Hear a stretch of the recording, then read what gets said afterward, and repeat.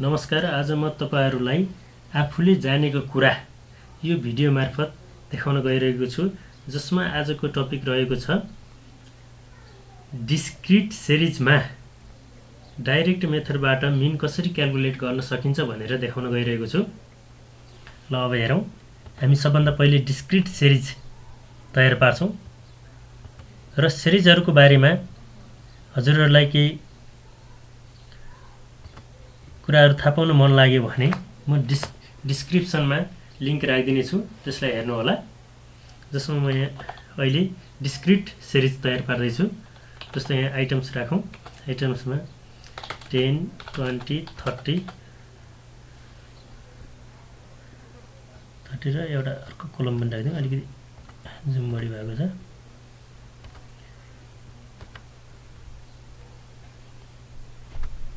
र अर्को 40। त्यस्तै गरी यसको फ्रिक्वेन्सी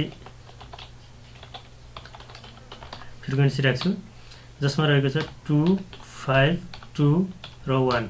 यसरी राखौं। यो मैले डिस्क्रिट सिरिज तयार पारेँ।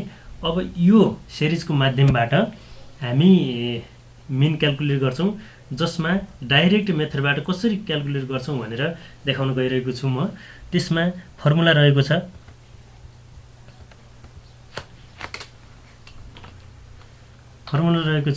x bar. मिनलाई डिनोट गर्ने x बारले गर्छ। x bar equal to summation fx by n हुन्छ। यो भनेको डाइरेक्ट मेथड हो। डाइरेक्ट मेथडबाट मिन क्याल्कुलेट गर्ने फर्मुला हो।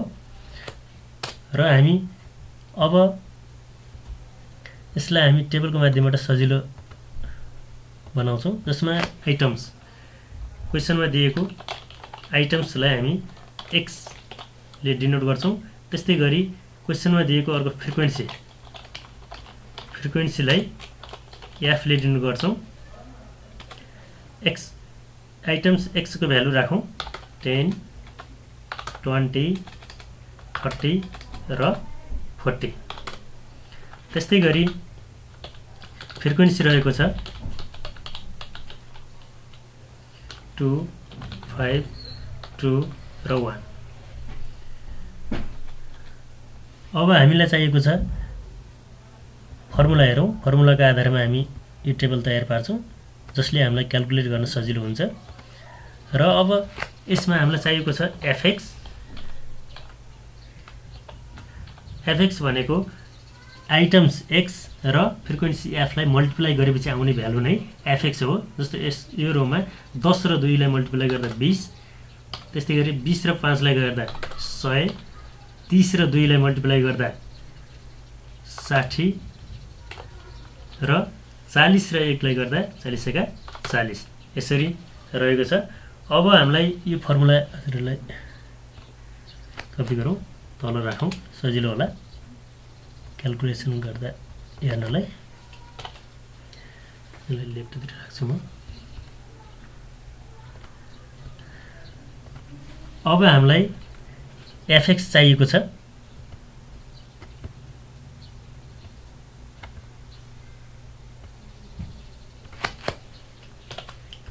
समेसन fx भनेको fx लाई सम गर्नु नै समेसन fx हो, जसमा हामी 20 10 60 र 40 लाई सम गर्छौं, जसको सम हुन्छ 220। त्यस्तै गरी n भनेको फ्रिक्वेन्सीको समलाई नै n भन्छौं। डिस्क्रिट सिरिज र कन्टिन्युअस सिरिजमा n भनेको फ्रिक्वेन्सीलाई सम गर्नु नै n हो। तर इन्डिभिजुअल सिरिजमा अलिकति फरक रहेको छ। n भनेको जति डाटाहरु दिएको छ त्यसलाई नै काउन्ट गरेपछि जति हुन्छ त्यो नै n हुन्छ। र यसमा हामी अहिले क्याल्कुलेसन गर्न गइरहेका छौं डिस्क्रिट सिरिजमा। र डिस्क्रिट सिरिजमा n भनेको फ्रिक्वेन्सीको सम नै हुन्छ, जसमा रहेको छ 2 5 2 1। यसको सम हुन्छ 10 हुन्छ। र अब हामीलाई फर्मुलाले मागेको समेसन fx बाइ n मागेको हो, र समेसन fx पनि 220 आइहाल्यो, र n भनेको पनि फ्रिक्वेन्सीको सम भइहाल्यो। र अब यसको आधारमा हामी क्याल्कुलेसन गर्न सजिलो हुन्छ, जसमा समेसन fx भनेको 220 डिभाइड बाइ 10, n भनेको 10 हुन्छ। अलिकति जुम गरेर हेर्दा यस्तो हुन्छ। अब 220 डिभाइड बाई 10 भनेको 22 हुन्छ। यो नै मिन हो।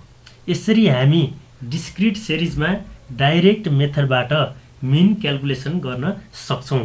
अब हजुरहरूलाई यो भिडियो मार्फत पक्कै पनि केही जान्नुहुनेछ हजुरहरूले, र यसमा हजुरहरूलाई केही समस्या परेमा र केही गाह्रो भएमा हजुरहरूले कमेन्ट बक्समा कमेन्ट गरिदिनु होला र मैले त्यसको रेस्पोन्स गर्नेछु। धन्यवाद।